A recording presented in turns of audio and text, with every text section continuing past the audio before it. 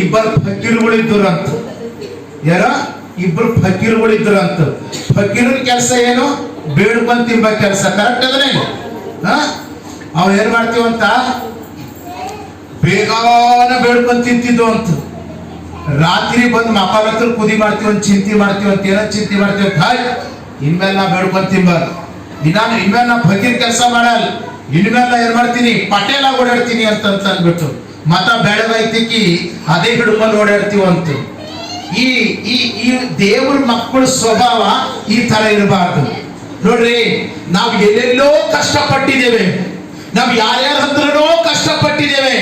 ನಮ್ಮ ಲೈಫ್ ಅಲ್ಲಿ ನಾವು ಮುಂದೆ ಬರಬೇಕು, ನನ್ನ ಜೀವಿತದಲ್ಲಿ ನಾನು ಏನಾದ್ರೂ ಒಂದು ಮಾಡಬೇಕು ಎಂಬುದಾಗಿ ಬಹಳಷ್ಟು ಪ್ರಯತ್ನ ಪಟ್ಟಿದ್ದೇವೆ.